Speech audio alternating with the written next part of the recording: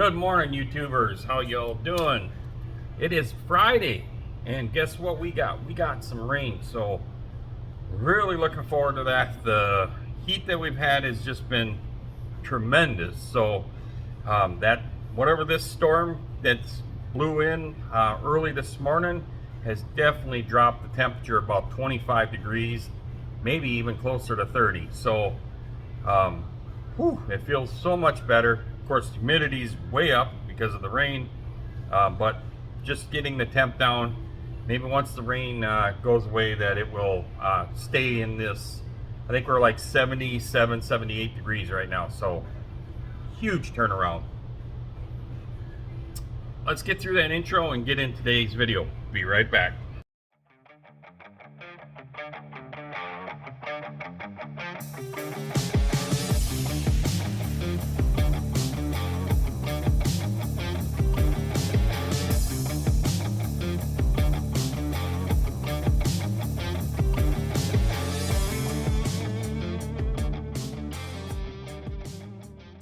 Alrighty. So today's video, like you can tell, we are off. So that's always fun to be off of work, especially when you can get your hours in early. Really good. I got a lot of questions that I received in the last few days, ever since the 48-hour group build. A couple pages actually. Everybody seemed to love the Q&A a little bit that we did a couple weeks ago. I wanted to do it Monday, and it was just so miserably hot. So last night for the AMC show was the first time I basically powered up the model shop garage, because turning on lights and transformers and all that stuff, that just makes that air conditioner fight even harder. So just maintained it. As like I said, Monday, Tuesday we're like 101, 102. It was bad. So we're cooling her down to a comfortable spot right now. We'll be out there soon. So I figured, since I'm out here, I'm making a motor plate right here for the dustpan, and mainly thicker. So we went with a 3/8 aluminum on it now, just to kind of control some of the deflection forward and back. Even when you have a mid plate in them, you get a lot of deflection from the launch. And so I wanted to go, instead of a 1/4 inch, we went with 3/8, and then I'll probably have some other support bars that I can take in and out. It's definitely a tuning factor on how a chassis can react and twist. So that's what we're doing. And I want to build, again, this is how things work for me with my ADHD. I realized out here screwing around with this that I got a ton of dusters. We had a really good guest on last night, which was Jim, and he's the Southwest Florida model builder. Great channel. And I have so many drag car versions that I want to do with the darts, the dusters, the demons, and so many great cars that I've been around in my career / lifetime at the drag strips and worked on.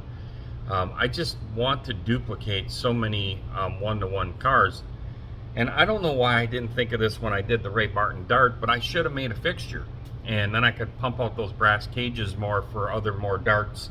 And being that I have a duster on the table now, I want to build a fixture so I can build those brass cages faster and consistently. So I decided just like 10 minutes ago that, hey, there's some material over there, let's build a little fixture, and we can start pumping out some cages. So definitely going to do that today. I'm definitely going to start on the Roadrunner group build for, well, it's not, I need to rephrase that.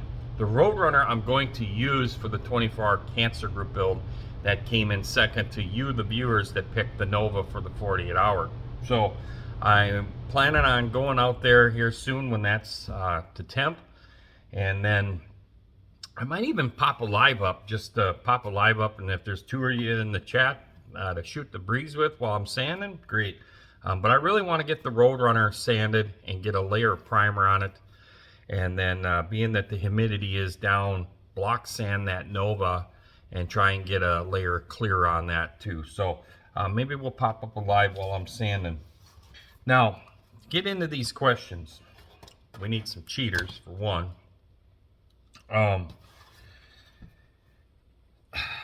Some of them I'm gonna leave everybody's names out because I think that's the right thing to do. Because there was one that was kind of sarcastic, but I'm cool with it. The first one is how would you rate your fun level of the 48-hour group build from a scale of 1 to 10?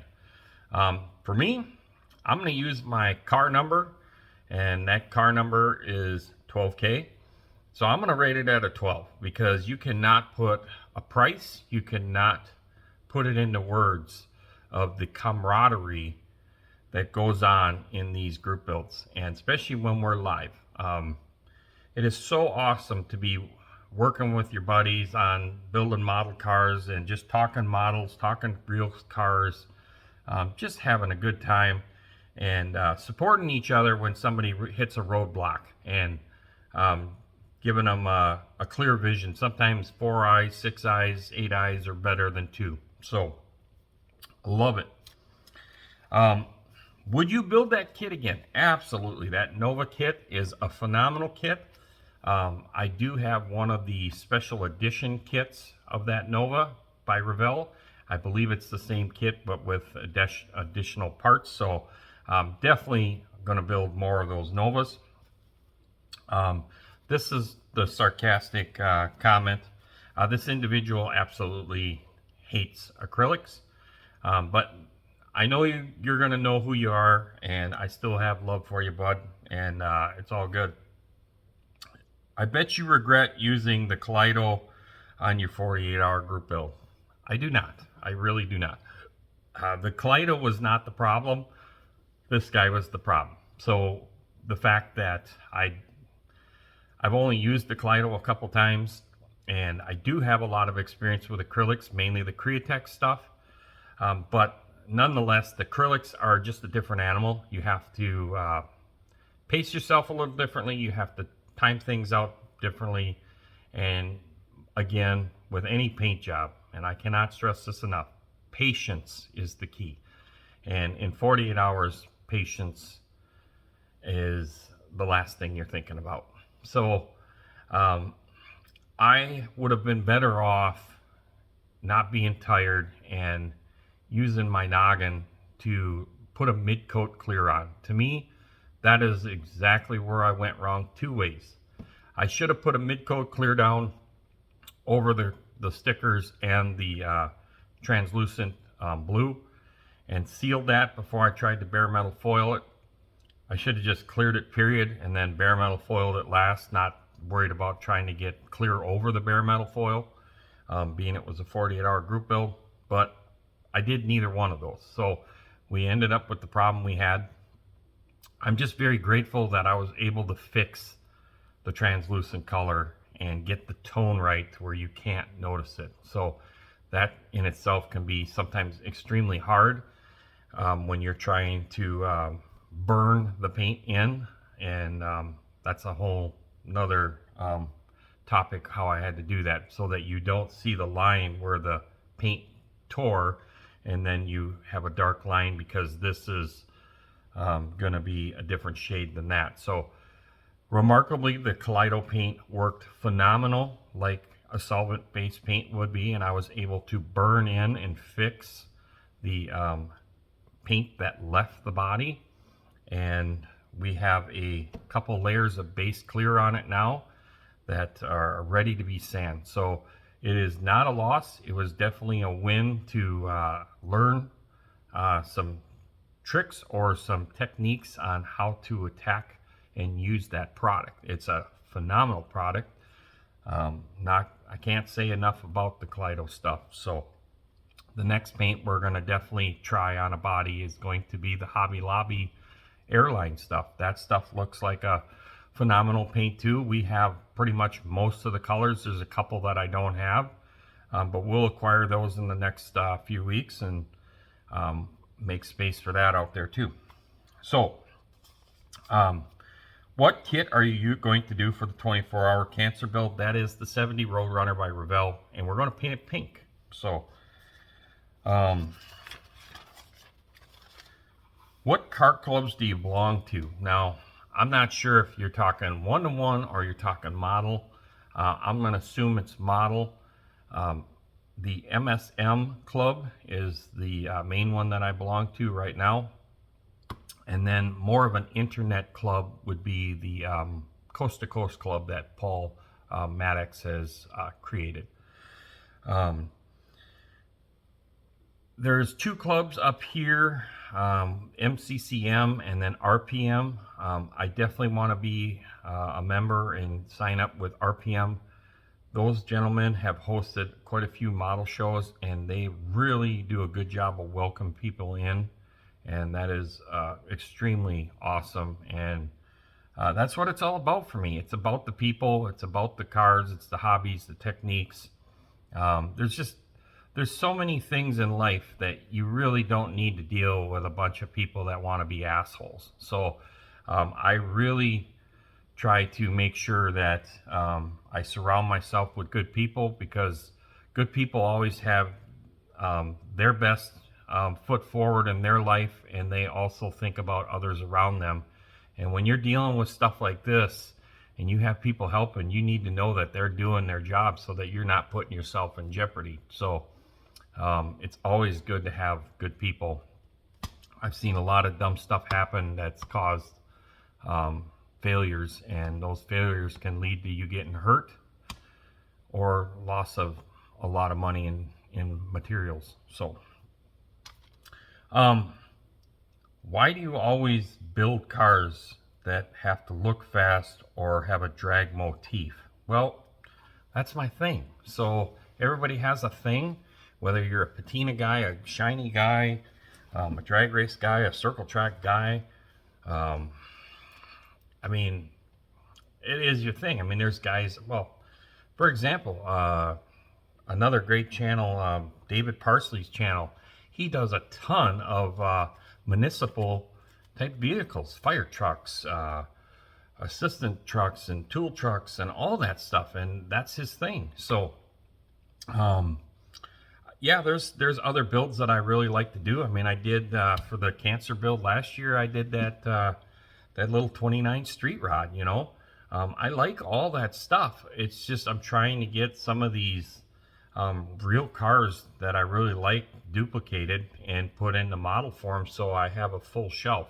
My goal really, if you know, to sound selfish, is to have a bunch of builds in there, like there's a car show of models in the shop, and I may even put cases in this big shop to have a bunch of the models that are all in airtight cases, so that you can just wipe, you know, the dust off the outside and the models are perfect. I mean, I just think it's really cool, and so much technology is approved in model building that the models look so realistic versus when I was a kid. The molding has gotten better, the parts, the 3D stuff, the paint techniques, the tools to apply the paint and manipulate the plastic, sanding, cutting, and then everybody's skill levels have just went up. I mean, you look at majority of the channels that I watch and follow, these people have some tremendous skills, and that's the only reason why I got on the whole YouTube thing in the first place, was to watch some of this stuff, learn from them, and hopefully I'm doing the same thing. And you know, the big thing, hopefully I'm inspiring people to at least try the hobby, you know. So this question says, do you like motorcycles? Yes and no. So the thing I don't like about motorcycles is if they're right out of the showroom and you park a bunch of them in a lot, they all look the same. The other part that I don't like about motorcycles for me is that I have a very heavy foot, and it's better for me to have roll bars around me. But if I was to do a motorcycle, it would definitely be a custom build. I like hardtails. I like them when they're very simple, very mechanical. I like mechanical. That's the best way to say it. So the fancy paint job. I've done motorcycle tins before and stuff like that for other customers, and I've worked on those bikes, and those bikes are just so clean and simplistic and very mechanical looking, and that is something that I just really dig, the rawness of it. I know a lot of people love the bagger stuff. I'm just not a bagger guy, you know. So I don't have any motorcycle kits. If you're referring to the model world, there goes the shop phone.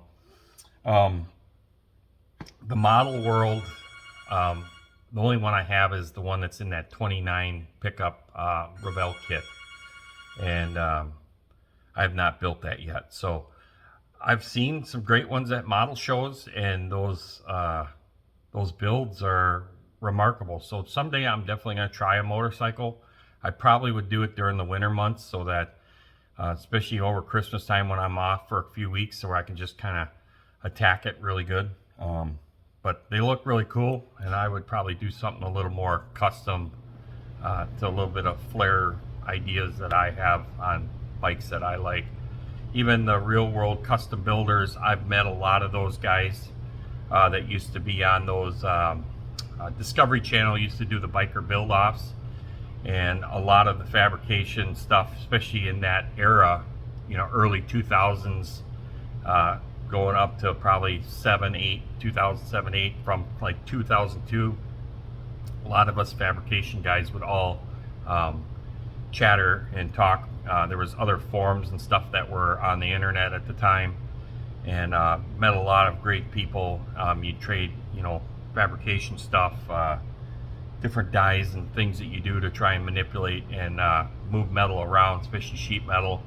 And a lot of those guys done some really neat stuff, but some of their stuff is just not my flair.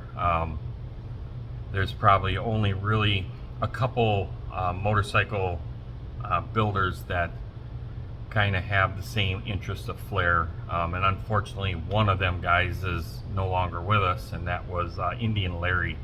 I love the mechanical stuff that Indian Larry would incorporate in his builds. So really cool stuff. But yeah, and we will pop out.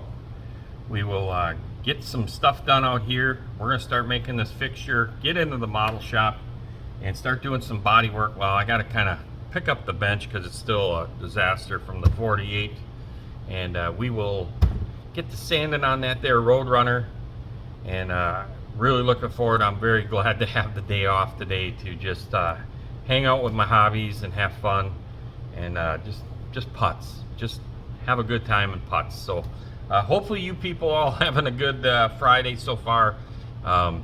Hopefully you're staying cool. I'm hoping that this 77, 76 degree weather stays when this rain passes through, because it feels so good. It feels so good right now. So we'll see you on the next one. Peace out, everybody.